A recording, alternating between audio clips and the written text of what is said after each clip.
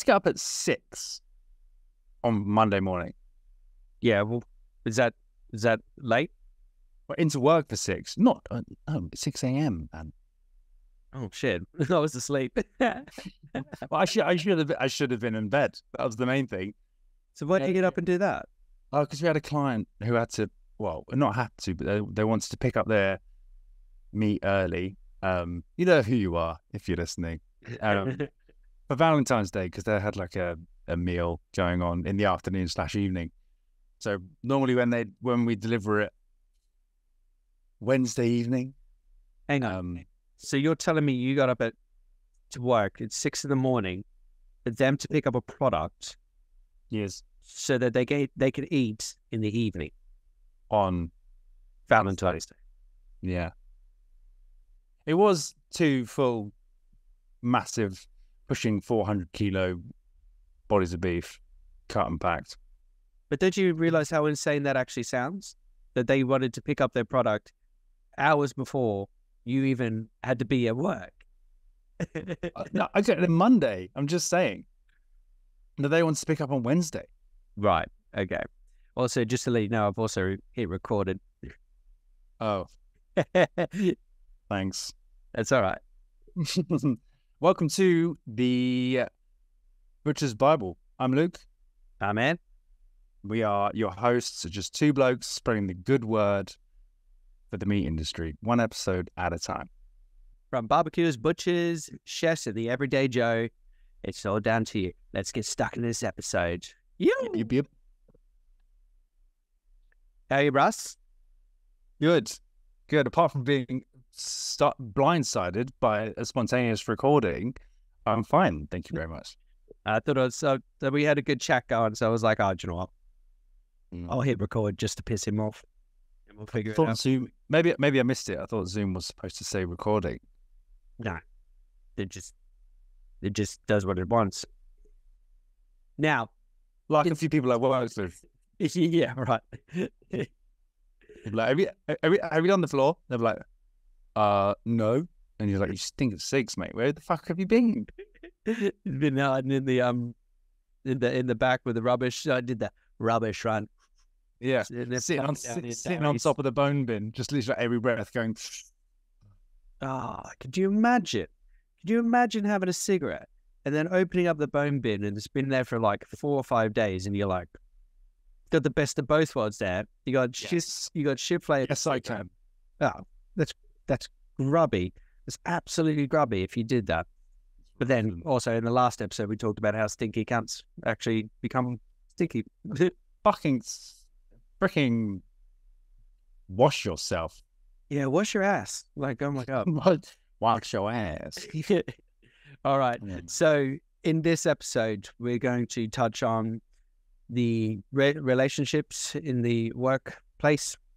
We do a little sports and news as well in this segment. Yeah. And we're going to cover the WBC. I know that we're a bit out on the WBC, but we're going to tell you, or to the listeners who don't know what that is, we'll run through exactly that and how to get involved and whatnot. But I just want to touch back as well, because you said that you were at work, Luke, at 6 a.m. Yes. And that's like a really good idea to this segment of the podcast. How the building relationship. I know straight off the bat you're there at 6 hours before you even have to be there. That's how you build relationships. Like, give us a 101 breakdown how you would build a relationship with a new client or whatnot for anyone who's trying to. So I think where I'm at currently is a bit different because it's non-customer facing. It's purely third-party cutting. You know, we talk to the clients in terms of, you know, prior to the cutting itself. They're not there during. They can be if they want. But it's very much a hands-off experience for them. Yeah, and it's not retail. It's not retail. Yeah, I think if you want to get into retail, I think the way to build customer relations that I've experienced is to just be open and honest and have a chat. You could try and, sort of blow them away with what you've got in the counter. But I think the personal experience for the customer is to be personable. I'm sure you can agree with that. 100%. You are a man of the people and you love a chat. I love a chat. This is why we're doing this. It's a real build of, getting to know them, how so-and-so in their family. And they'll come to you. It's a bit like, the stereotypical sort of like barman sort of, the barman sort of attitude. Okay. In terms of, you may have found that customers just tell you stuff that you don't need to know. Yeah. So do you want those burgers or what? Yeah, but to listen to it, to get to know them, to build that relationship up is to know them personally, and to be like, I know what you'll love, that sort of thing. And to do that over 50 people, 60 people, that's a real sort of customer base that you can build. And you think, yeah, definitely. I think with my private cutting, it's about building a relationship with the producer themselves, the farmer themselves, and that's producing solid quality cuts that they can then sell, and educating them in what you truly get from a carcass, because they wouldn't have any idea. Get a lot of stuff. Yeah, they wouldn't have any idea about the old dry aging and the yield and everything, and like the evaporation almost. Yeah, education. That's all it is, and then they start to trust you. Well, there you go. Trust, both in retail and third-party cutting and in catering. It's all about trust. Yeah, no. That's how you build a customer relationship. Yeah, open and honest, open house policy. Yes, if you don't want to pull the wool over their eyes, because the moment you get caught with your pants down, you are fucked, my friend. Yeah, you get spanked. Yeah, they will literally tell everyone they know that you fucked them over. Yeah, it's like we covered in a few episodes, like in the last episode, where we were saying, you can do 100 great things, but it also takes that one, Yeah. It just definitely, it always takes that one. And you can do all the advertising you want, but word of mouth is truly the kicker. It's the best, and it's fucking free.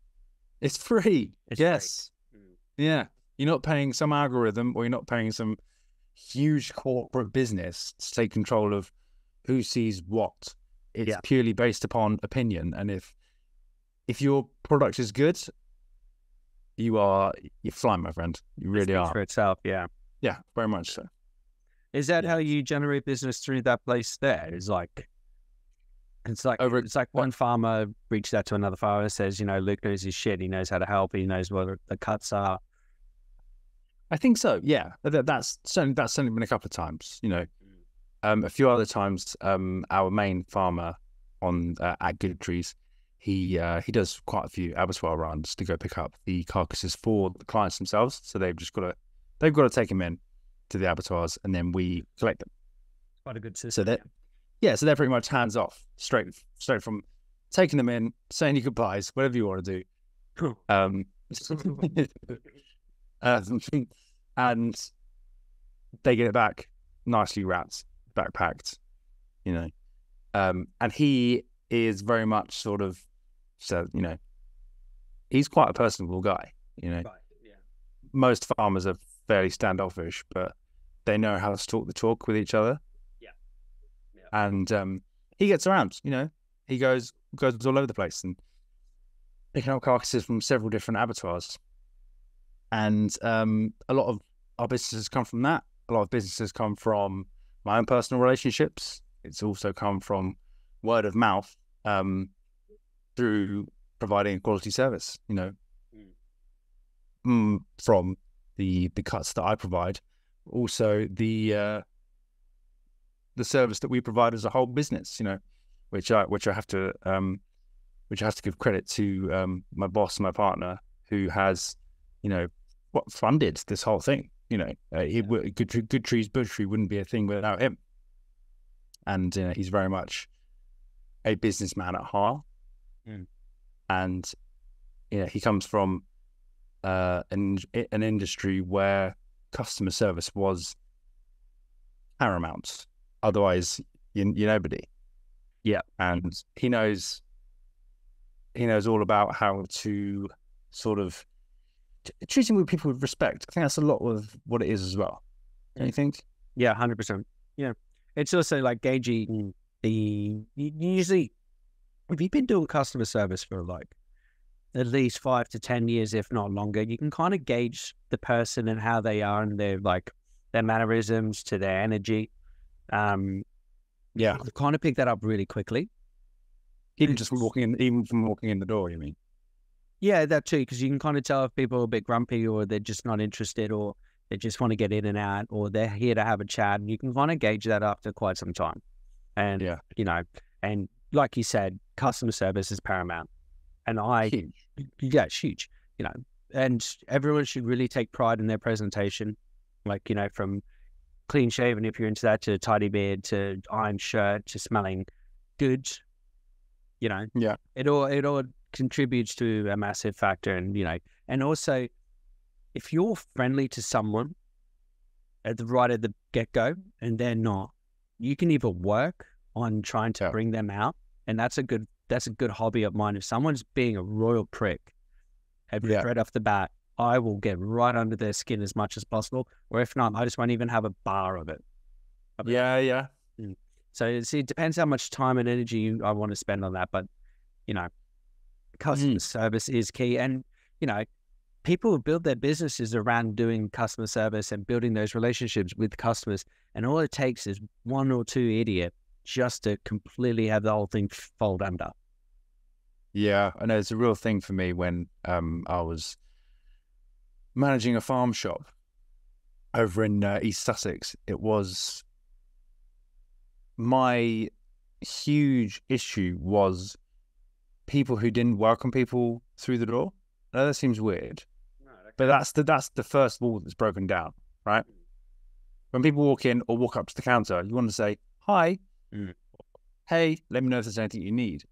A few customers go, just looking, thanks, and they see that as a bit of a, and they disappear. Yeah. But a lot of people go, thanks, thank you. That first initial contact is built. They've acknowledged you. You've looked them in the eye, right? And then you can keep on, I myself can work whilst looking up every now and then to catch their eye.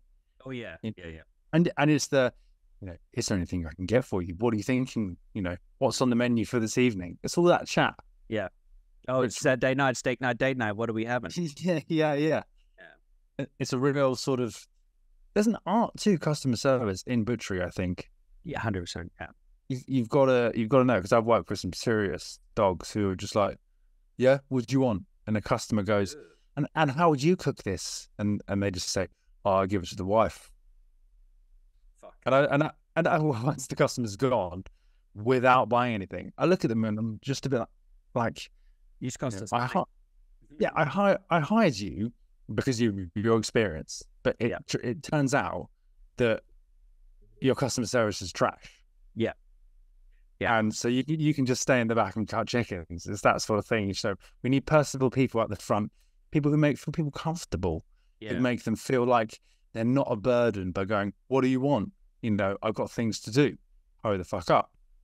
Yeah, you're being a burden almost. It's time. It's weird, isn't it? My time that I'm being paid here to stand here to talk to you.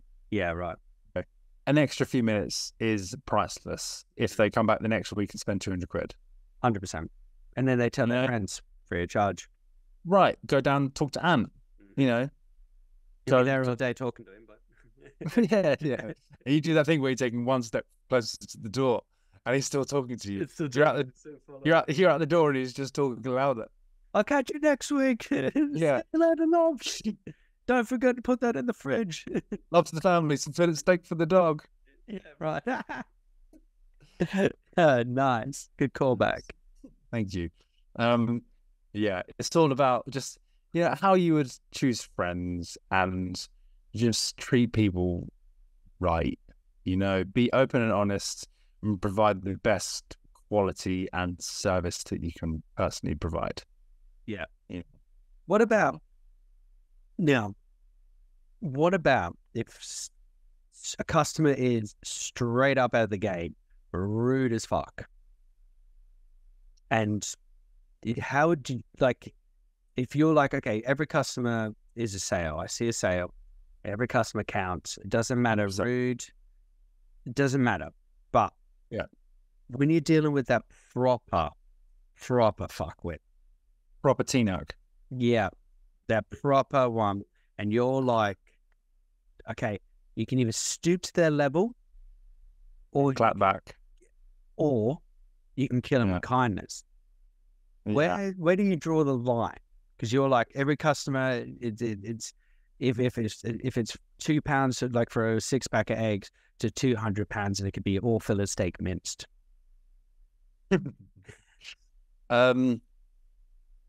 Depends what kind of mood you're in, I'd say, but Yeah, and you know, I'm a real emotionally volatile person. Not in the terms of that I can flip off the handle, but you yeah, know, there's no middle ground. There could be a day of I'm not even going to look at a fucking customer, or I'm going to lose my shit. yeah, Or it's like, I'll be on the counter today. You guys can do the fucking graft, right? yeah. So it's sort of, that's what it was. If a real wanker came in, okay, all right, here you go. I've got a scenario for you. Go on then. Friday evening, let's not evening, we have Friday afternoon, we had a fucking bumper afternoon, right? Mhm. It got to 5, closed down. We're so low on stock, right? You know, 0 chickens are cut. We got our chickens in whole. We cut them. We get them off. We got them off the farm. Yeah. So then we have to cut them ourselves. And I was like, we'll do it Saturday morning. I can't be fucked now. I'm exhausted. We're going to have easily an hour tidy up right now. You know, I want to be out the door by 6. Yeah, tidy is key. Can't tidy is king.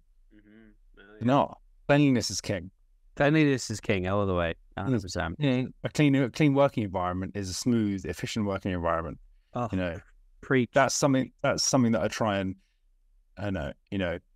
just instill. It's still within me because I got absolutely fucking battered Yeah, nice. as a youth, you know, and yeah. Oh, preach about it, brother. Yeah. Yeah, and if for me, a clean, efficient workspace is a fucking shit. You know, it's that's the way I work the best. Anyway, Yeah. Saturday morning rolls around. It's sort of Saturday morning. We have a late start at 8. We open at 9. A full hour. Myself and 2 other guys whipping through some stuff to put a counter out. We've still got some stuff in the counter from the night before. And this guy comes in, I shit you not, 9:05, and goes, "Can I have," like, he's in a bad mood, you can tell. He's clearly been working up early. He shit the bed, that sort of thing. That happens. And he comes in and he goes, "Can I have 60 chicken wings, please?" And I turn around, I'm looking at Dan, who works with me now. He was my apprentice back in those days. And I looked at him, I was like, I turned around super fast and went, 60? Like, in a way of, like, I matched his sort of, like, his energy. Yeah. And he was Nice. like, what?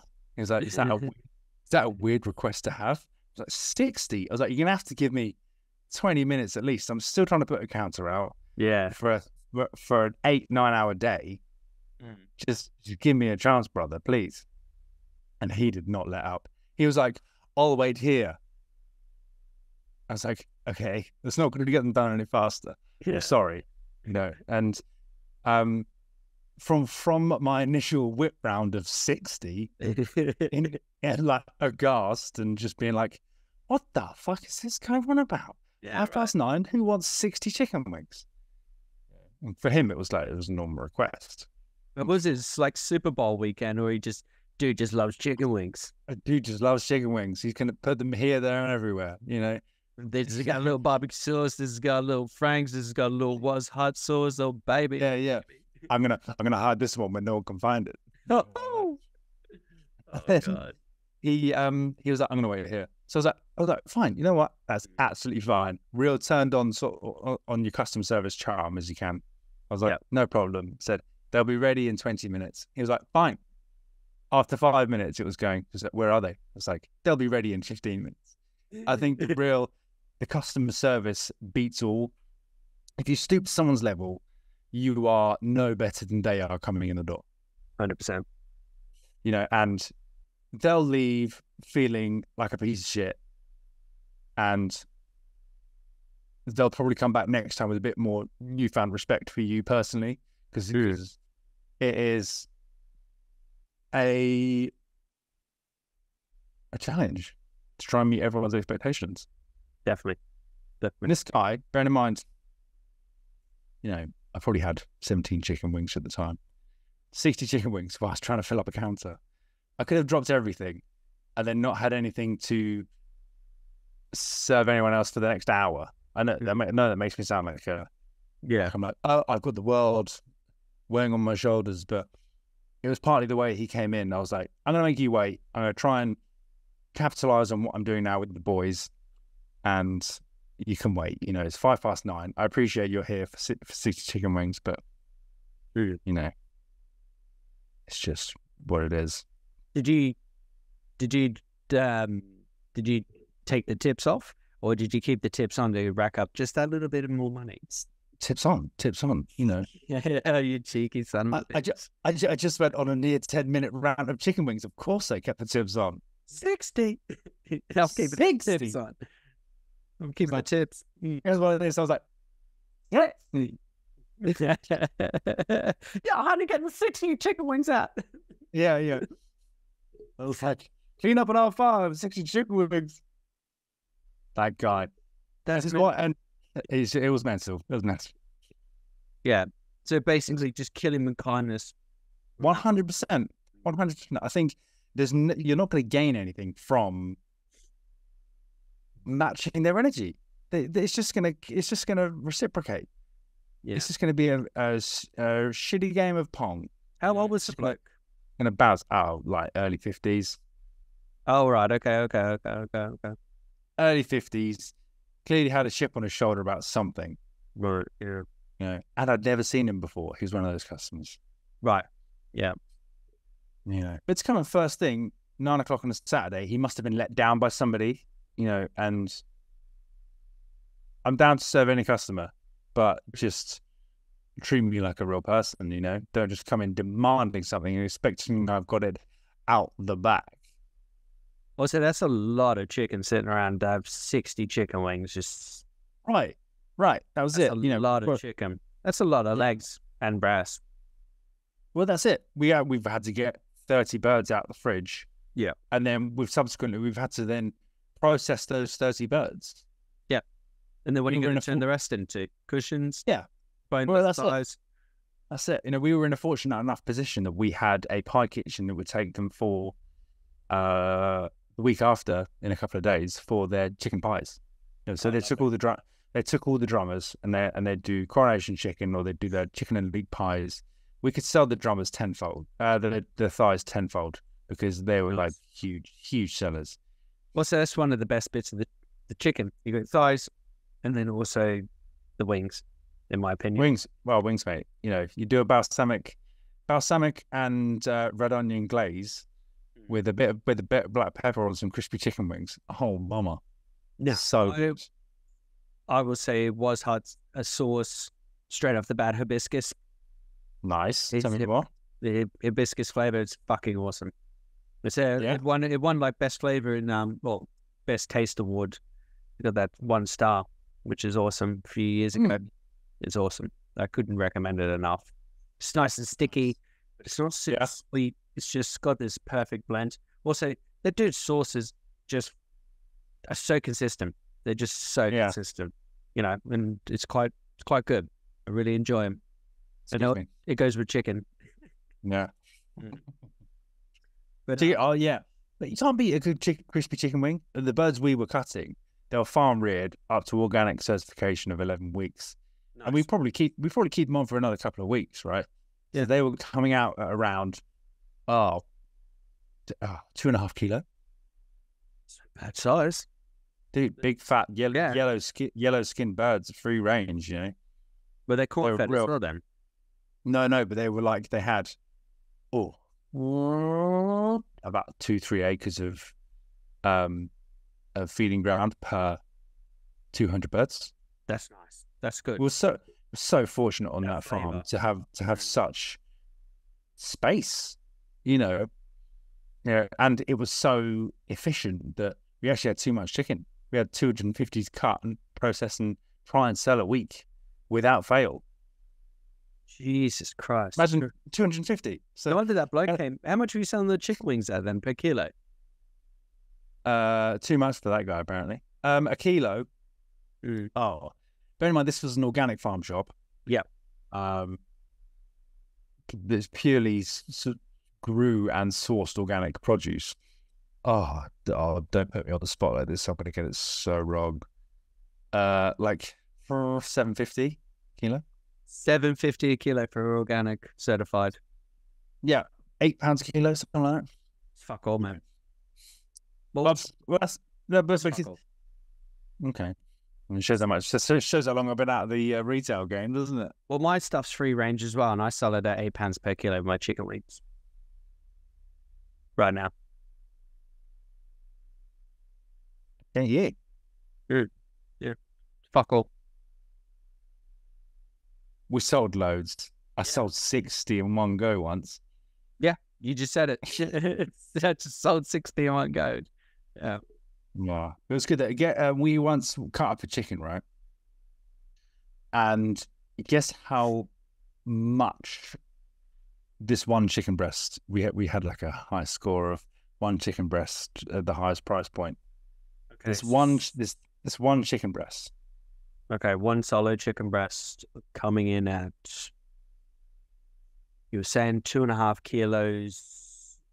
Bear in mind, these are probably a bit bigger, this one. With the... I'm going to say 1.1 kilo. It was, I can't work out the maths. It came to £19 for one chicken breast. How much are you selling chicken breast per kilo? Oh, I can't remember. The fuck you then? Well, you asked me to bloody sit there and guess how much this fucking chicken breast costs. You don't even know the fucking weight. Dick. Content?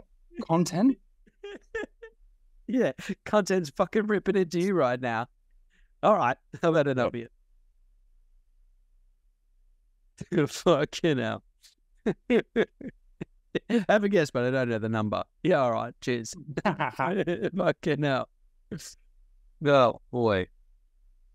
You're hard work sometimes. Well, I mean, they're about £21 a kilo. Oh, okay, fine. Jesus Christ. Yeah, I was gonna say, fucking hell, that's hard work. I mean, I was there for a few years, so I'm retaining some memory of what it was like there. Yeah, fine. I'll give you that. Go with it. Yeah, prices. We tend to like base our prices on like a higher up market sort of, I don't know, Dutchy sort of whatever. I guess the prices of our chicken wings were so low because we used to have such a backlog of chicken wings. And what do you do with a pack of frozen chicken wings? Well, you can give them to people for their dogs, or those pet lovers, or take them home and just go to town on them. Really, I guess, yeah. So we dropped the price down to quite significantly lower because we didn't want to be left with them, to be honest. So that was then, I guess. Yeah. Well, chicken wings have become such a delicacy in almost a way. They're showing a lot of respect. I love them. A lot more. Yeah. So good. Well, I guess any bloke now, like, shout out, like, we should put a poll up in their story, chicken wings. Yeah. Yeah. Over what? Chicken breast? See how many people. No, because chicken wings will win hands down on that. It'll be like, it should be chicken wings over chicken thigh, because they're the two main contenders in the chicken carcass. Would you not think? Okay, that'd be pretty interesting. We'll leave it to the preachers. To the people. We'll leave it to the people. All right, put that up in the poll, and we'll see where that becomes. That should be very interesting. But it is now. I would say chicken wings are becoming more of that fine dining delicacy kind of, all round fun. Yeah, we can make it pretty much a good meal out of a lot of shit now, don't you think? 100%, yeah. Like to make it quite like the quality is up there. 100%, yeah. It's no longer just chucking it in the oven with barely any salt and pepper on it anymore. Anyone could be making a gourmet meal out of anything. We have people coming in asking for thyroid glands, for God's sake. Wow, really? What about sweet potatoes?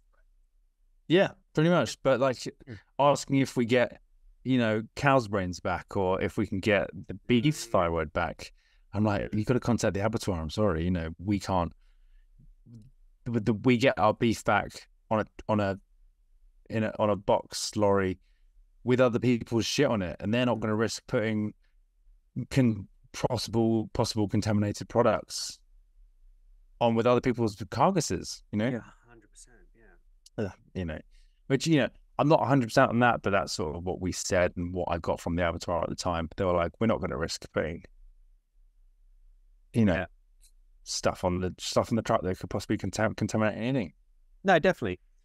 Also, it depends how backed up they are as well. Like, because there's so many slaughterhouses are just so backed up with product, and if they're gone, if they're stunning or they're stunning and slitting, and then they're just ripping the heads off them and going, well, you got with their bare hands. Yeah, exactly. And you're just chucking that to the side, ripping and gutting and skinning. Like, yeah, not going to be dicking around that. Going, Luke wants 2 fucking heads. You're like, no, I ain't got time for that shit. Yeah, they'll be like, first of all, who the fuck's Luke?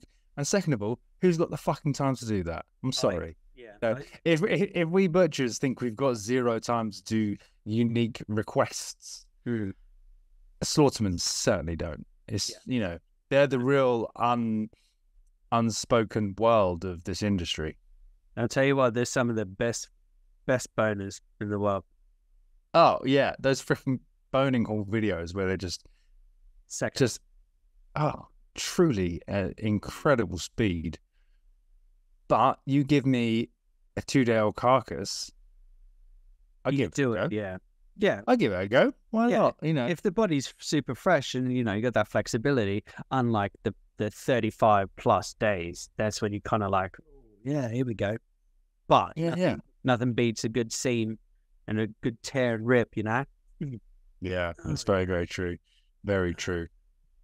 Do you get that when you're hanging your whole body weight off of that top rope and you go, oh, yeah, cook. yeah. It's good. Go on then.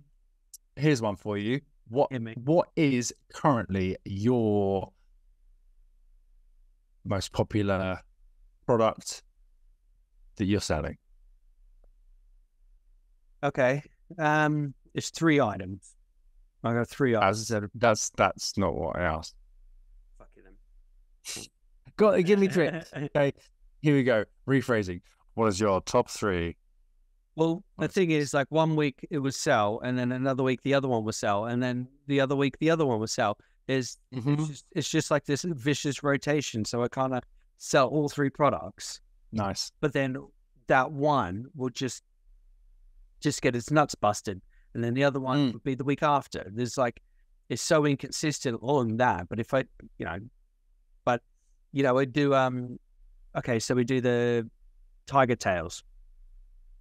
So tiger tail, take a chicken breast, cut straight down the middle, causing it to like almost like butterfly, and then we put this squeaky cheese, which is is that cutting it flat horizontal with the block, or just straight bashing it down the middle? Straight bashing it down the middle, so you actually don't cut the whole thing in half. So right, got you. You've done like an incision, almost like a corset type thing that people make. Yeah, perfect. Yeah, there you go. And then we get this Dorset squeaky cheese, which is just like halloumi, absolutely stunning cheese. Add that straight down the middle. Wrap bacon over the top, and then the laces. Yeah, and then we do like different flavors. I'll do like a garlic butter chicken, like a garlic butter one. You do like a curry one, or you do all these other different types of one. You got any pictures of them? Yeah, I got plenty. They're all over the Mhm. Instagram.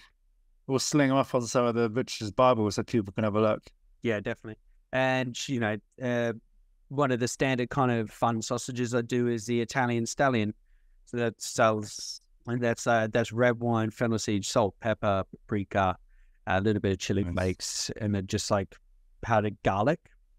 But Nice, man. the way I do it is I'll use lean pork meat, and I'll soak it in the vinegar, not the vinegar, in the red wine Wine. with everything. Yeah. And then I'll add in the pork fat towards the end, and then and then mince it just last, and then it just comes out, and it's like a pure, just red blood looking sausage. Yeah. People like after 2 or 3 days, it just gets darker and darker and darker. Yeah. It really matures. I love it when the sausages have been hanging for 2 or 3 days. They're firmed up, nice, and you're cutting into them, stacking them on the tray. They just like there's not a much better feeling, to be honest. You can crack into however many days aged your body of beef is, but when you get a good sausage, not much beats it. And if it fucking tastes sick as well, if it tastes so good that you're going, this is a fucking winner. This one. Yeah, no, definitely. Those are one of the standard. Those are just one of the standard all-round bashes that just products that get beaten up. And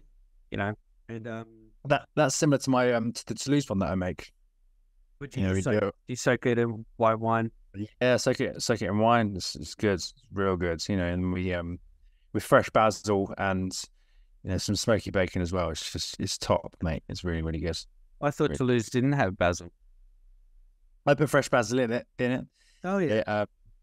It's kind of like it adds sort of like a first sort of flavor profile to it because it's quite a fragrant thing. So then as you eat it, it kind of the deeper black pepper and that onion come from like further below, and the garlic is sort of like that last flavor profile that you get. It's a real, try and make each sausage that I've made myself and curated, let's say, as the flavor profile has a journey. I know it sounds pretty wankerish and but MasterChef to be like, I want to provide my consumer, I want to take them on a journey.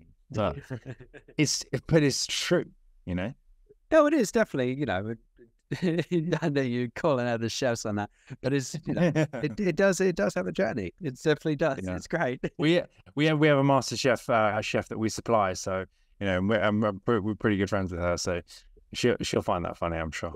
Yeah, nice. Yeah, there's a few Michelin stars that I supply as well, and I just Brilliant. Yeah, they're funny. They got good sense of humor. Well, chefs think that butchers are their best friends, but we're not. We're not. We're sorry. We're not, guys. Yeah. We're not even in the same field. That could be a bit close to the bone because I remember delivering a side of pork to a chef once, and he was like, "Brilliant, amazing," and I was like, "Do you need any help?" And he was like, "No, I've got it. Amazing, perfect." And then literally, as I was walking to the car, he was like, "Do you think you could come back and give me a quick?" I'm sorry, I'm putting a voice on when he was actually extremely normal, nice, and capable chef. He's fucking brilliant. He was brilliant. Yeah. Came back and he was like, "Oh, do you reckon you could just quickly show me what the primals are, and and where to cut quickly?" And I was like, "Yeah, sure." I ended up being there for like an hour and a half, breaking this whole side of pork down for him, and he was like, "Brilliant, easy as that. Thank you so much for your help." Like, oh, okay, cool. Now I've lost nearly 2 hours of my day including journey. Yeah, of course. I can't believe I'm slamming chefs. I'm not. I'm surprised he didn't make you a burger for the trip. Oh no, he was like, "Okay, brilliant, thank you so much, bye," and then kicked me out the door pretty much. I would have been spirit. Was like, get back in there, mate. Make me a burger. Yeah, this time's so cheap. Where's my pint? Yeah, exactly. That's clearly I'm now an effective member of staff by this point, surely. Where do I sign up? Yeah, exactly. Oh. Exactly right. Where were we? Sausages or products? Product. I think mine would have been. So what were your other three? You had your sausages. Yep. So sausages, and then the tiger tails. Tiger tails. What was your third one? Before I rudely interrupt you. That's right. It's fine. Let's see, chicken cushions. So yeah, you're probably bringing maybe about 25, 30 chickens, and about 15 to a dozen of them are just straight up cushions, because you can I can guarantee every week 10 to a dozen cushions would just sell. Nice. If I don't put bacon on them, they don't sell. If I have bacon on them, oh yeah, I'll do like a bacon weave, do the bacon weave over the top, and then I'll tie it up. Yeah. And then they'll just go. Bacon is good for me. Bacon is good for me as well. Ever seen that meme? Oh yeah. That kid with the wife swap. Where he's like, "Yeah, pushing me to the edge." That's old school, man. That's old school. Chicken nuggets are like my family. That's great. You can have my nuggets, but you can't take my bacon. Can't take my bacon. That's like every freaking customer ever, isn't it? Oh, bacon. Fuck yeah, I love that shit. Yeah, man. Then they come back in and you're like, yeah, it's home cured, nitrate free. And then they go, oh, it was a little bit salty. Like, okay, I'm sorry. No, sorry for doing 110%. Yeah, I left it in the cure for a day too long because I was so busy cutting all these chicken wings. Yeah, exactly. 60 weeks coming right up. I thoroughly enjoyed making chicken parcels and stuff, and value-added products as itself. But my real passion lies with just the raw, unadulterated carcass breakdown. I get off on that shit. 100%. Just ripping through bodies of beef, and I'm so fortunate enough that I do that now every single day. Me and myself and Dan, we're processing, or at least cutting a body of beef. Bless you. Thank you. We're cutting a body of beef each a day, at a push. It may not sound like a lot, but when you're doing, highly prescribed cuts to almost like within 20 grams of each other, day in, day out, it's just relentless. And I thoroughly enjoy it, but it does take its toll on your body. 100%. I'm sure some people may have seen on my Instagram that it's a different hind quarter every day. Yeah. That's not a joke. There's no backlog in content that I'm putting out. That's pretty much the day after I put out a video of what I was breaking down. It's just, there's not necessarily products that we're doing, but I think previously when I've been working in farm shops, it has been the parcels for one, because they just look good, don't you think? 100%. Yeah, really good. And I really enjoyed making them look like identical to each other. You have to. It's all about that OCD and getting that identical. That everyone they all have to look the same. I know, like we said, without sounding like a broken record, eye appeal is buy appeal. 100%. It draws people over to the counter. They go, "What the fuck is that?" Yeah, exactly. And you get that color scheme matched in with it. Yeah, and then boom, you've hooked them into the sale. You're off. I was on the phone to you. You had your AirPods in or whatever. Yeah. And we were on the phone and you were trying to make the sale. And I was like, get the sale, bro. Get the sale. Yeah. I'm like, I'm getting the sale. Shut up. And you're like, they're brilliant. They're brilliant. Yeah, we'll be making more of those sausages in a couple of days. But those are the ones I was telling you about. What now? Yeah. Those are the ones I was telling you about. Those ones. People just come in, you're like, Italian stallions. It's soaking. We're going to be making them. Don't worry. The people just like, yeah. Well, it's good to have that, man, isn't it? That's so good. Parcels. What else? But those are the three out of mine. So that wasn't very a straightforward question, but like a lot of people as well, they'd be sitting there going, it's quite true. One thing won't sell 1 week, but the other one will, and there is that rotation, and people kind of see. Oh, we used to have a freaking chestnut and apricot sausage that would just fly out the door. Mushroom chestnut or chestnut the nut? The nut itself. Nice. Yeah. So we would actually be getting in chestnut flour. Oh, okay. So we would be using this organic herb salt and pork as a base, and organic pea rusk, and then which was way too expensive for what it was. But if you're going to corner the market in organic, you're going to pay for it, right? 100%. And dried apricots soaked to plump them up a bit, and then some chestnut flour. That's pretty much it, man. That was literally it. And they freaking flew out the door. I kid you not. Did you say pork? Yeah, pork, chestnut, and apricot. I would have done chicken, apricot, and chestnut. There you go. That would have been a winner. I got all that chicken left over after all those wings. Why not? Yeah, might as well. Just sitting there boning it with a little. Yeah. We used to do a curry chicken sausage, which was great as well. Do you do chicken sausages? Yeah. So when I first opened up 2 years ago, but for the Queen's coronation, I did the coronation chicken sausages just without the mayonnaise. When you process your chickens for sausages, skin on or skin off? Skin on. Skin on. Good man. Yeah, skin on. Have you ever made chicken sausages without the skin? It's shit. They look like jellyfish. They look see-through. It's the weirdest thing. It's really transparent almost. Yeah, it's really... Yeah. In our fridge, we hung them in the light, and I was like, I'm going to get an Instagram picture for this. And it generally made me feel unwell. I was like, this isn't EHO violation just by taking a picture. They looked so transparent. I'm like calling the police. with the light behind them. Yeah, no, they really are. It really is. I learned that years ago, and I was like, you're always going to put the skin in. You're always going to put the skin in. Why not? No, definitely, you need to, because it dries out. Because you've also got the pea rusk in there. It's definitely going to dry out. It's not going to hold any moisture. You always definitely need a bit more than that. Yeah. It also depends what you're doing as well. So if you do like a curry, you already added in the powders or the ground spice. You already added the ground spices, so it's just more dryness to the desert. Turmeric pulls out so much moisture of the meat. It's unreal. Oh yeah, it's like it turns it sort of like bready, sort of like a weird texture. If you put too much powder in, you're right.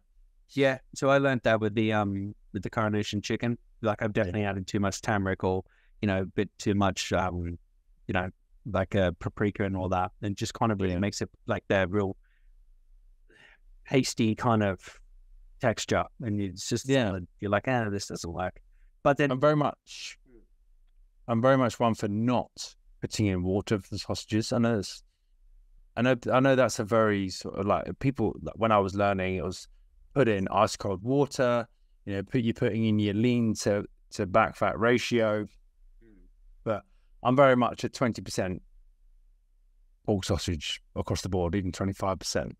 If you're getting a good breadcrumb as something to soak it up, not as a binder, but as a binder, not like a filler. That's what customers come in and say, does it have any filler? Nah, baby, it's all killer, no filler.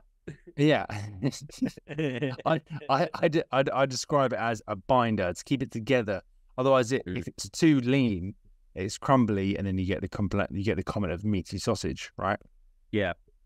But why would you fill that rusk up? May it be pinhead rusk, breaded rusk, or the pea flour rusk? Why would you fill that with water and then put it in the sausage? Because that then there's nothing to absorb the fat when it cooks, or when you set the sausages overnight.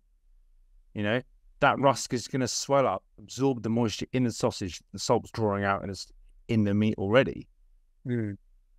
So why would you fill it with water? I've never been one to understand that. I learned it when I was during my apprenticeship. I was thinking, surely there's more to it than this. You want to put the dry rusk in so it absorbs the pork moisture, fat / flavor. 100%, yeah. Because if you're putting more water in, where's that fat going to go when it's cooking? It's just going to piss out. It's going to piss out, and all the rusk is just holding on to water. You're not wrong. You're definitely not wrong. See, I learned that as well. So you hit the nail right on the head there. I'm not saying I'm right. Yeah. But I feel like I'm not wrong, and You're not That's something that I've learned, and sort of like, you know, I've told people in my years of like going from shop to shop, being freelance and self-employed, being like, why are you fluffing up the rusk with water? You know, what is the benefit in that? And they, you know, the age old sort of comment of, you know, what I've always done. More weight. It's what I've always done. You know, it's what I've always been done. It's what I've been taught. Also, it adds a bit more pennies to the pound. Yeah. When the people who I really go, I'll fuck with that, are the people who innovate, who come up with their own ideas in an age-old trade. Yeah. You know? Yeah. And that's what I've done. I've given up on all the rusk and pea flour rusk and all. I've done it all, but then I'm also sitting there going, why the fuck am I adding this in? And exactly what you said. And I'm like, and then also I'm just eliminating one job. And also I'm eliminating cleaning up after it. Also, I'm eliminating ordering it. I'm also eliminating a fucking tub dedicated to it. I have no need for it. If I just get the balance right, and if people go like, oh, those sausages, like they look a bit fatty, and it's just like, trust me, they will eat amazingly. They won't shrink unless you bloody forget about them. You know, and people laugh and they're like, and I'm like, yeah, seriously, don't overcook them. And then people always, and they come in and go, they're a bit dry. How long did you cook them for? Half an hour. Half an hour. You're like, were they crispy? They're like, yeah, they were really crispy. It's like, you fucking overcooked them. Yeah, I've overcooked them, yeah. But you need to realize as well, respecting the carcass, it starts with us and goes down to the line for us to push onto the consumer. Education. And pork is not what it like used to be 25 years ago, where, you know, it was fed to each other and then they were given a pesticide to try and kill the worms, and then you had to outcook it and everything. That's completely changed. Now, a lot of people need to get their heads around that as well. Yeah, because you're not cook pork to a medium, now, medium rare. You got it. Even. You got it. You hit the nail on the head there. That's exactly what I was going to say as well. And I'm pretty sure a lot of people like think that we're full of shit, but I can guarantee I've done it more times than I don't. It's amazing because this class is red meat. Pork is now. Well, that's the thing. Yeah, the rarest I've cooked pork is probably where you cut into it and it's blushing. It's not. Oh yeah. It's not rare. It's not. You know. It's not. It's slightly above that, but it's not quite medium. There's still some pink in there. There's still some of the plasma coming out. You know, and which is what I mean by, you know, when people are like, where people rest a steak. And it's like, oh, it's pretty bloody. It's like, that's not blood. Come on, no, you know, get wrong. If it was blood, it would be soup right now. Yeah. There'd be soup. That's, you know, it's a plasma. It's what's in the meat. It's what's containing in the meat. And another episode. Anyway, another episode, yes. Yeah. You know, and I cooked pork to that. You know, and it was reminiscent of a well cooked lamb rack. This pork loin was lovely. Absolutely, you know, lovely, and it was delicious and tender. You know, you don't have to absolutely nuke it and get it, and you know, but people still do. People are just dry as balls for it to be safe or tasty. If you know, if you get the flavor combinations down and you actually have a decent fucking palate, and you know, you can turn any product, especially pork. Pork is a very good versatile piece of meat, and I do really love pork. I'm a pork guy. Yeah, but beef has my heart. I love, but you know, pork deserves a lot more credit than it has. You know, it really does. And you got all these brilliant cooking shows, but no one's fucking cooking. No one's wanting to take the. It is true. You got like MasterChef Australia. You got MasterChef. You got all these cooking shows. You got Jamie Oliver. You got whoever, and no one's taking a risk. No one's having fun with it. But when they're watching it, you've got all these guys go, I can do that. Yeah, I could do that. Sitting there eating their fucking Maccas or some shit. Yeah, precisely. You don't even know the fucking backside of a fork, mate. I'm a huge fan of slow cooked stuff. Oh yeah, talk to me. You know, hit me, daddy. Hit me with it.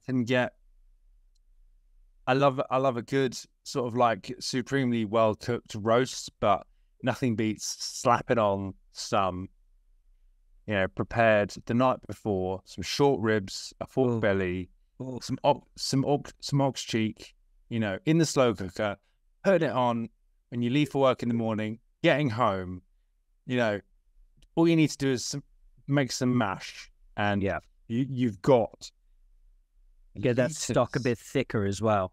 You've got liters of food in this crock pot. Yeah. And you're just shoveling it in. It's real comfort food. And, my most recent one I've done was a neck of lamb. Almost from the scrag to the end of the fore. Oh, it was the real sort of like neck fillet. The whole shebanger, yeah, man. Yeah. So I cut it halfway down the middle, just down to the bone, so it would lay out flat, right? Mm. I've got quite a long crock pot, if you will, and it just fit in there. So I seared the shit out of that. Jesus, yeah. And then and covered it with a super thick stock gravy sort of thing, and it's just the best. So I kind of in my head I had so many adjectives to describe it, and then I just say the best because my mind's just disappeared to eating it, and I've just had a complete brain fart. No, it's awesome. It's so good. And previously I've done the same cut in the oven where you lay foil down, then grease-proof, cover it in butter, garlic, rosemary, black pepper, and a bit of salt. Wrap the grease-proof, wrap the foil tight in the oven at 150 for like 8-9 hours. You are fucking in heaven. It's so good. You literally can have the vertebrae lined up on the table next to you after you finish because they're that clean. Yes, so good. Definitely. That in some kind of pita with some pickled cabbage and all that jazz, and mate, some hummus or some creme fraiche. Oh, yeah, get in me. Fresh. Yeah, creme fraiche. Yes. Yes, Daddy. Yes. Oh, nice.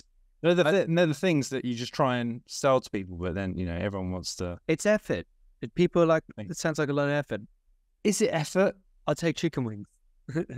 Not a 750 kilo. They would rather slave for 3 hours making a meal, but they have so much washing up to do at the end of it. That's what rather than I'm the dishwasher. When I bought my house, I was like, this fucking cabinet's coming out, and I'm putting a dishwasher in. Daddy's doing it, and I did. Really, you're real middle class now. You know that, right? It's all the things I put. If you look around in my house, you look at all the things. It's like, these got really made. It's like, because these are things that I fucking missed out on. I've got a dishwasher, got beautiful lawnmower and everything as well. It's a maid. Well, she's in the other room, but yes. No, not a maiden, a maid. No, the wife. Can't call her out on that. Mrs. Navarro and kill me. Shout out to Mrs. Then. She's a good girl. She'll laugh at that, maybe. But yeah, like we had hand pushing mowers and everything back home in Australia, and it's just like now I got like a, petrol one, or I got a dishwasher, got a brand new washing machine, brand new dryer. Yeah, got it all. Because I'm not gonna fucking slave away on that shit because I've spent my youth doing it, and everyone else would be agreeing, going, "Yeah, fuck yeah." And then when you go into the butcher shop, that's what the apprentice is. Your washing up machine. You clean her up. That's it. And everyone's like, "I did it in my youth." And when you're not here on your days off, it's from the ground up, isn't it? Learning from that ground up. That's very true. No, that's where you gain, respect for the boys, in butchery, so to speak. I'm being quite insular now and talking about, myself in that you only understand and respect the top echelon of cutting beef day in, day out when you have done the shit jobs. Mm-hmm. There's a journey to go through, Oh, yeah. But most people now, not most people, some people now want to be starting their apprenticeship and then the week after being straight on the beef. No fucking chance. I didn't touch beef for 4 years, 3 years. Yes, for the first 2 years, I was breaking down lambs and Boning out neck ends of forks. That was literally it. And the rest of my time was watching people when I was cleaning stuff and loading pallets and boxes. Yeah, sure. That was literally it. Yeah. You know, and there's a real sort of urgency when you actually love the trade. You're not urgent. You really have to sort of just take it as it comes and just respect the trade. 100%. And respect the person, even though you might not like them. They're just full of wisdom, and you know they will eventually point you in the right direction. You know, and then die. Well, yeah, but that went really morbid and dark. But I'm here for it. We're here for it. Yeah, I mean, a couple of boys that I used to work with, you know, they were absolutely insane butchers. I'm saying that in tongue in cheek sort of thing. And then it was like, oh, where did so and so go? And they're like, he died. Yeah, he's in hell. He's in Satan right now. Like, cool. I'll see him soon. Next week, baby. Yeah. If any other butcher shop has anything to go by, you know, we're all in big trouble. Oh yeah, everyone knows the motto. Everyone knows the talk, the smack talk, and just general general conversation of just ultimate shit talking. Everyone knows. Maybe that was of its time, and it's not so much like that nowadays everywhere else. But we've said it when I was younger, and I've only been in it for 15 years. It's a serious game. You know, you got to have a thick skin. Oh God, yeah. But we've said it before on here already. The people are just getting soft. Yeah, I guess. The whole world is just getting soft, and like, you know, I hate to point it out and be that dickhead, but it's just like, don't take it so personal, man. Like, that's it. That's one thing that we can say. Yeah, is it's not personal. It's purely professional bullshitting. Yeah. How the fuck did we get here? We were talking about home cooked meals to now bullshitting. I've no idea, but I'm here for it. I'm here for it. 100%. So is everyone else. Is it? It's fucking great. This is what it's for, man. Just chatting stuff that happens in the butcher shop out loud for the world to hear. Yeah, no, it's great. It is good. Go on then. What is one standout story that you can remember in a shop that you have worked in? Anywhere you worked in? Okay, so I'm just going to go straight top of the tier of just straight up poo. Straight up what? Straight up poo. Poo? Poo. Just gone straight to the top tier. Yeah, tell me more. So we used to have this apprentice. So we were probably, I think I might have been third year, and he was second year. His name was Kenny. Yeah. And he was always late. Always late. You know, I've never been late, not even late to my own funeral. Yeah. So Kenny always late, and the boss was like, where the fuck is he? And I was like, yeah, you know, he's late. And we're not talking 10, 15, 20, half an hour. We're talking an hour and a half, 2 hours. The type of stuff that really fucks up your day. Yeah. And you're like, yeah, he's not coming. So what they used to do is they used to freeze his like boots. And so we would have we have big walk-in freezers, big walk-in fridges, and they're quite large. They freeze and so they used to freeze his boots, freeze his equipment, and strip all his equipment apart, like his knives in one, stripped in the other. You know. Yeah. So that's the first thing you'd have to do. And so was that soaking them in water, or just dropping them into water and then freezing them?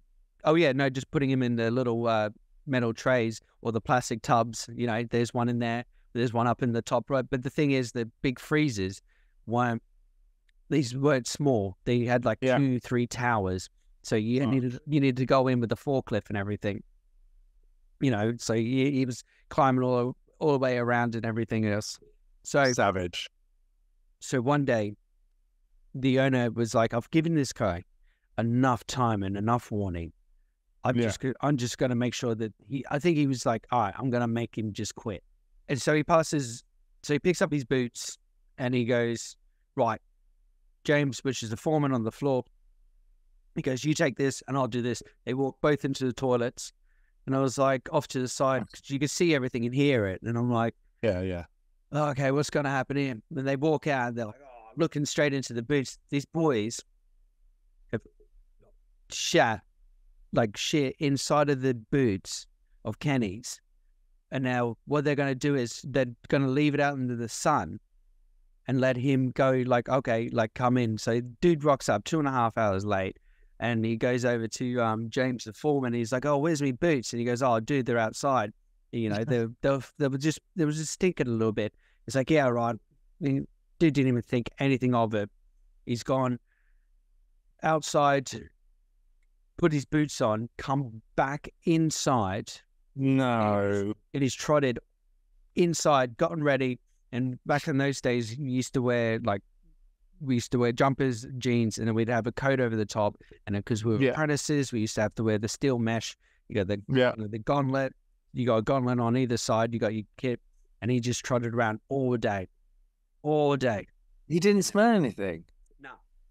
These guys, they generally just shit in his boots and he didn't fucking realize. Yeah. And he kept going. He just kept going, oh, boots are a bit wet. You know, it's just soaking through my socks. But, you know, we're working in like minus whatever degrees, you know, and the big freezers and that, you know, that has started. Oh yeah. So that stuck to his socks. And then you're going outside in Australia, you're going back outside into the 30 pluses. So it's cold, it's melting, it's hot. It just, dude stank all day. And he just never picked it up. He was just the dumbest asshole I met. And then I think after that, he lasted a month, I would say, maybe a bit. He longer. must have taken them off since then. Oh, yeah, no, he did. I just don't remember what happened after that, but that was probably the best story I have been an apprentice. That is fucking wild. Yeah. But imagine your boss and the foreman just going, this shit in his gun's boots. The boss just going, this shit in his boots. Dude was late. Yeah. He's had enough warnings. And he was just always like I said, it wasn't 10, 20, 15, half an hour. It was at that point, you're just trying to get rid of him. You're not. Yeah, they did. They just were fucking with him the whole time. I swear he lasted another month, if not a bit longer, until he just was. What was his name? Kenny. Kenny, if you're out there, God bless you. God bless you, man. God bless. Doing a full day walking around in shitty boots. Yeah, and I hope you don't procreate, you cunt. What about you, mate? Tell me. A story that stands out is myself and another guy called Luke. He knows who he is. We're being, I wouldn't say abused. I worked in this farm shop, right? And I said before there was this freelance guy who was an extremely good and capable butcher. It just was a shame he was an asshole. Yeah. And he used to put our aprons, similar to you, in the freezer, flat, hang them up, string them up, so you'd be like, what the fuck's my apron doing? Like, you're too fucking 2D, like. Yeah. And then that moved on to vac packing our coats. Yeah, we done and all that sort of stuff. And we had enough because we were technically the two apprentices, or like younger than him. He was 50, pushing 60 at the time when we were 18, 19. So we were full of ambition and just full of motherfuckery, you know, beans as well. And, yeah, he would just be messing with us. So one day, Luke had the good idea to get a sow kidney that we had in. And hang it from his rearview mirror. Nice. On quite a warm day, you know, this is nothing compared to Australia at the time, but we hung it from his rearview mirror, and we were like, "Well, tell you what we should do. We should hang that in his rearview mirror as a distraction, so he thinks that's the gag, that's the joke, right?" Yeah, right. Yeah. So then what we did was we then got a whole lamb pluck, and we went because he had like a big old Jeep XJ, the old boxy ones, and one of the Grand Cherokees, and in the back they had a flat sort of like spare wheel. Yeah, the hatch. the hatch. The Huddy hatch, yeah. And his his Jeep was for some reason converted to LPG. So that was just full of fuel tank. So he had no need to go in there. And we put this lamp plug in, and we flattened it as hard as we could. Put it in there. Right. And then we just left it. We left it. And he went to his car. He was like, right, bye guys, at like 3:30. And he was like, I'm self-employed. I can do what I want. Yeah, right. Yeah. So he left at 3:30. Thought everything was a big joke. When he came in and like threw this like, I don't know, this sour kidney that was almost as long as my head. Yeah, man, they're massive. Huge thing hanging from his rearview mirror, and we were like, you got us. And then we put in and then a few weeks later he sold the car. Holy shit, did he? Yeah. He tried to sell it to me. I was like, no, I don't fucking want it.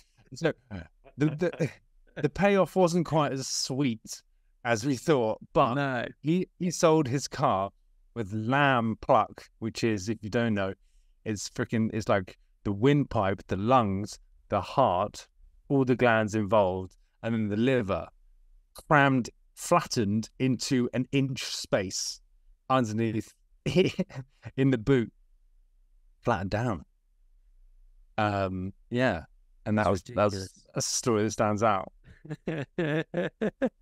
Shout out to that person who bought that fucking car. I bet you they would have jumped in and gone, this fucking stinks. I know, yeah, but it was the spring when he sold it, so you can imagine them progressively driving as the summer progresses, going, can you smell fucking dead animals? Honey, have you showered today? You're fucking no, absolutely have. Yeah. Kenny, have you shit your boots? No, not again. Not since I was a teenager. Oh, I'm so sorry. It's just that Kenny was just a fucking. He's just a dopey cunt. Happy anniversary. Yeah.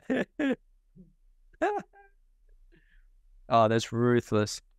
I know. It was good, but the payoff wasn't quite what we wanted. But he used to freeze our knives in like blocks of ice and stuff, so we used to just like have to smash into them at the beginning of the day.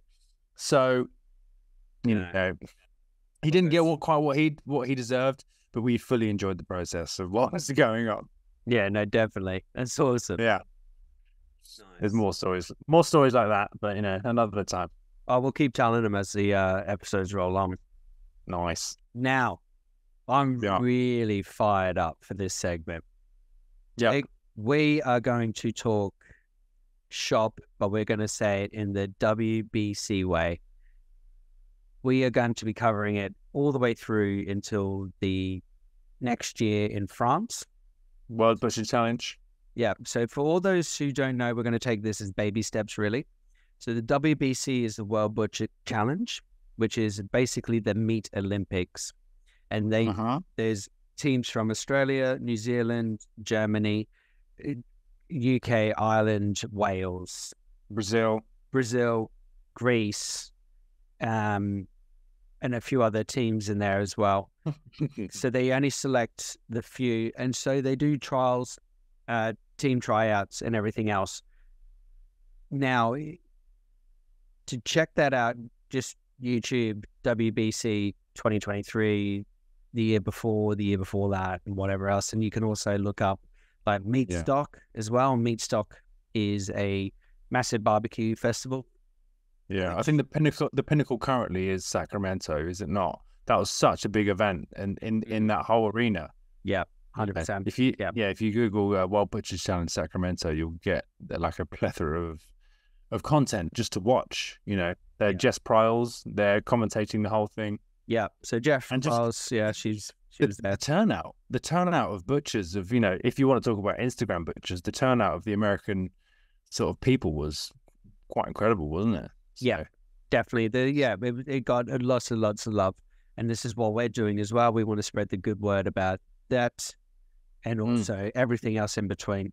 For the average Joe who's listening or anyone who just is a bit curious, it's very easy to follow. And I'll tell you what, you'll fall in love once you start following these teams on the Instagram and seeing what they're producing. It just opens up a whole new world for anyone. Yeah, and 100%. And I hope you really enjoy it as much as we do. Now, I'm going to give a massive shout out for the Australian team, obviously being Australian. So the results are in last Saturday. They did the trials in Brisbane. So they had two categories. They had the apprentice and they had the young butcher segment. Start off with the apprentice. You had Kai Dennis from Queensland. Absolute legend. He's a Queenslander. He knows what he's fucking doing, and he's a solid bloke. And then you got Jaden Herman from New South Wales from Munro Quality Meats. I'm not surprised that actually he's in it. Craig Munro, who owns that, he's an absolute legend. He's also part of the Australian senior butcher team as well. So I would not expect any less from that legend. Absolutely brilliant. Now, onto the young butchers. This threw me off because I did not see this coming. Justin Wade from Victoria Meat Smith, Melbourne. What a fucking unit. I could not have been more thrown off by that. He's gotten him. And if anyone who knows who I'm talking about, he's a weapon and he is a unit to be watched. And then Matt Papadre. I hope I didn't fucking butcher that, Bruss. I'm so sorry if I did. New South Wales. He's a dad kisser as well. But honestly, he's an absolute beast, absolute legend. And he's up there. He's definitely one to be recognized. But yeah, so that's all me on the WBC front with more news on that. What do you got, Brass, on your England term? Well, as a British English person, I will naturally be supporting Team GB Butchery, the UK Lions, newly named, new logo and all that jazz as of today. Looks good. It does look good. It looks pretty smart, you know. Very smart, yeah. I was really pleased when I saw it. It kind of stood out a bit more, and I'm glad that they're not calling themselves the Beefeaters and that.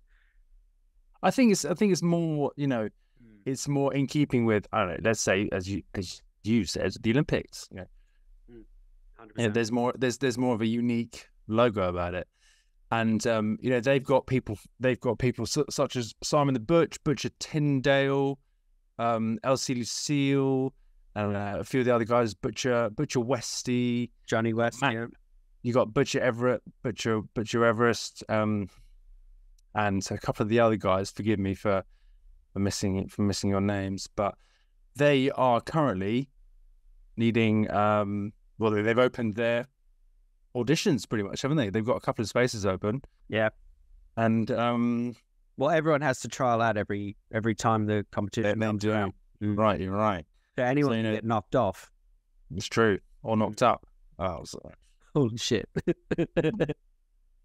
yeah, the Team GB applications are open. Their email is craftbutchers@craftbutchers.co.uk.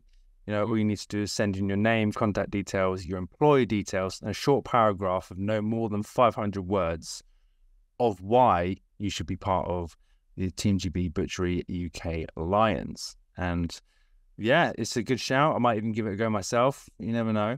When's the entries close on that?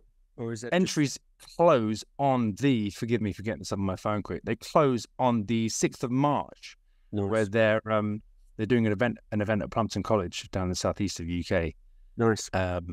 Pretty much just as a, you know, meet and greet, as well as some awards and sort of like a bit of a, you know, geeing everyone up for the event. I hope it'll be good. Yeah, it's the thing is as well. You've got a year now to perfect this team.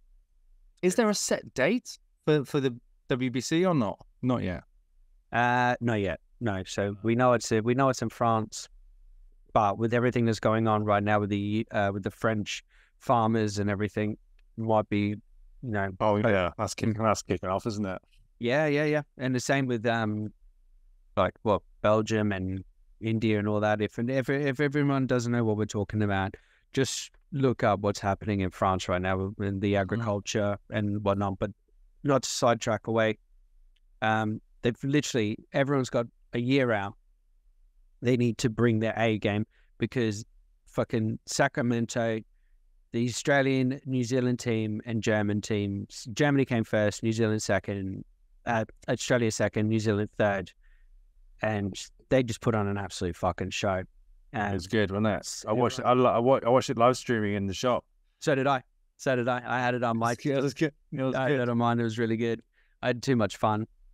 Had a few beers as well, but it was really interesting to see because the way that the whole thing was set up and the units who put all the hard work into their presentation, that was incredible.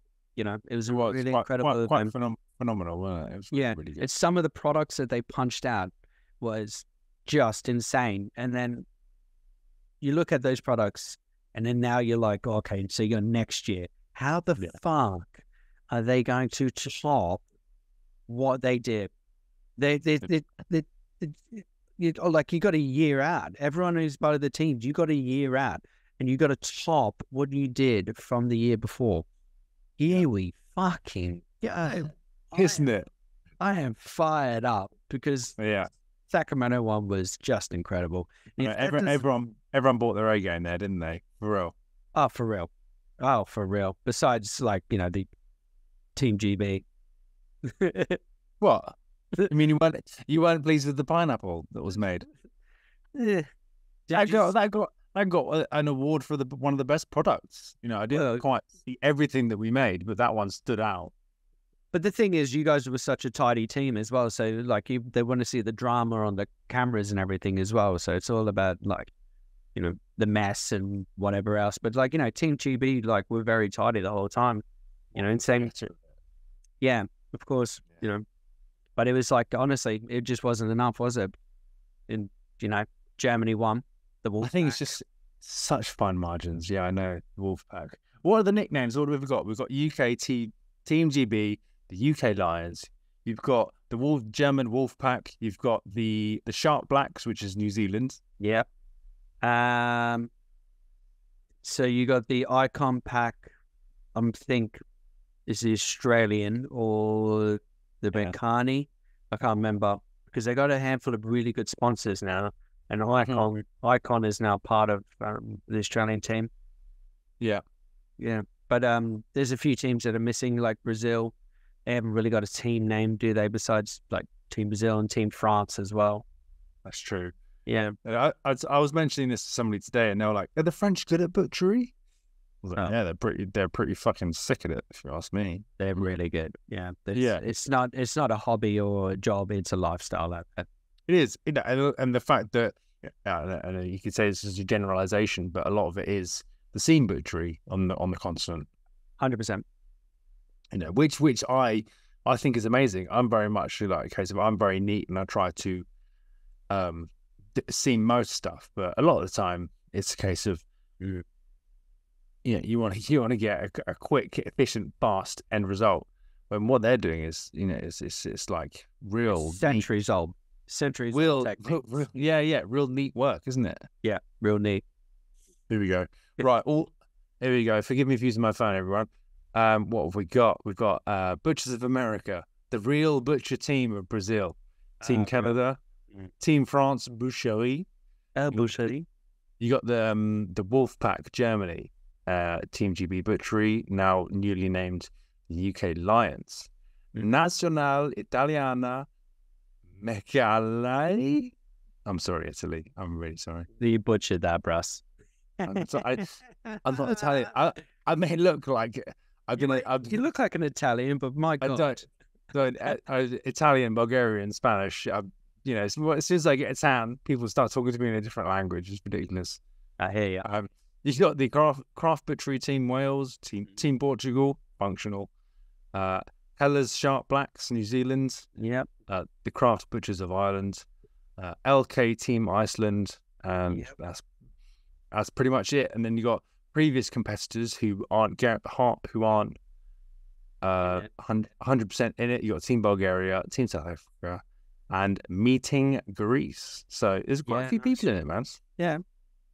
And we'll cover all of that all the way through to next year, as long as you keep loving and listening to us. But I don't see us going anywhere for a long time, Bruss.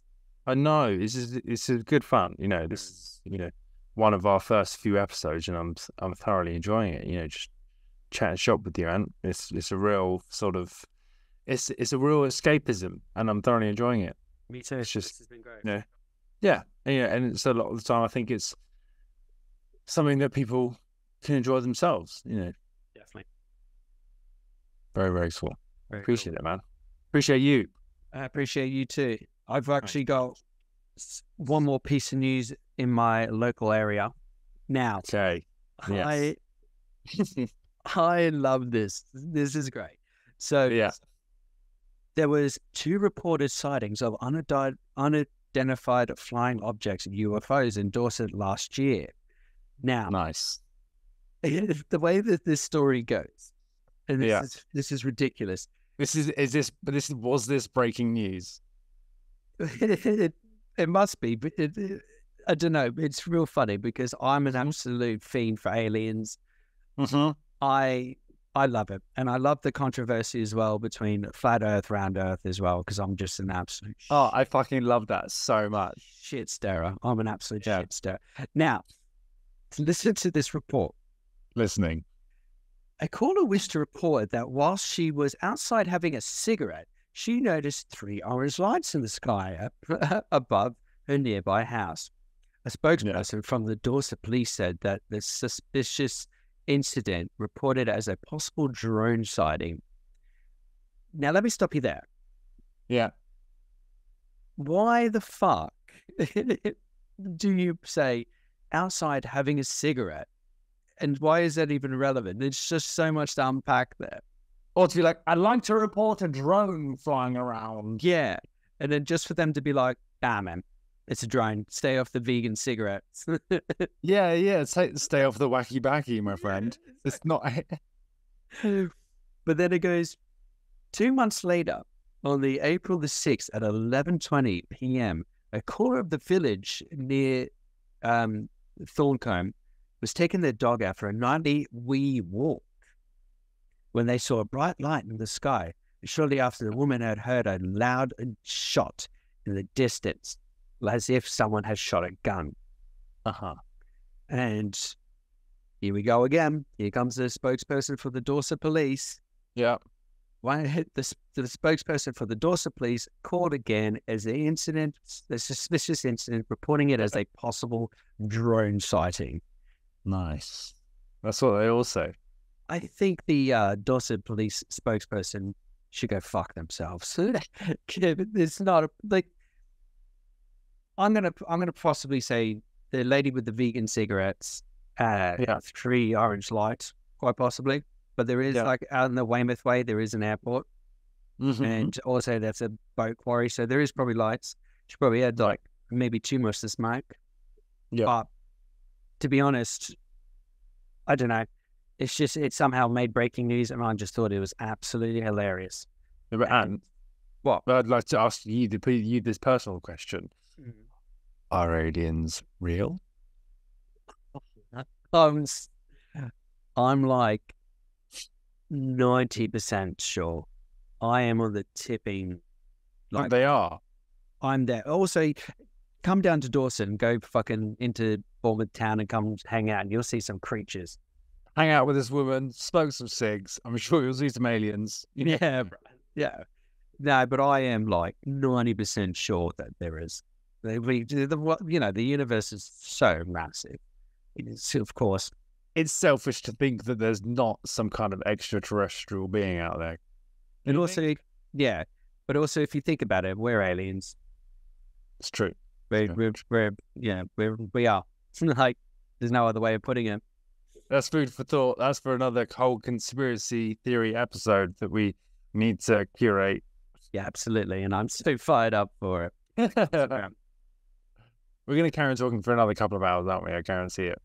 Oh, yeah. This is going to turn out nicely. Right. So that's all the news that I have for today. Sweet. Now, I had such a pleasure, and I want to thank you for, being part of this. I want to thank everyone else for listening to us. Yeah, man. Appreciate it. I appreciate everybody who's stayed on this far and who continues to support us. Absolutely. All right, we're going to head out. Thank you so much, guys. We love you. We do. And we'll speak to you next week. See ya.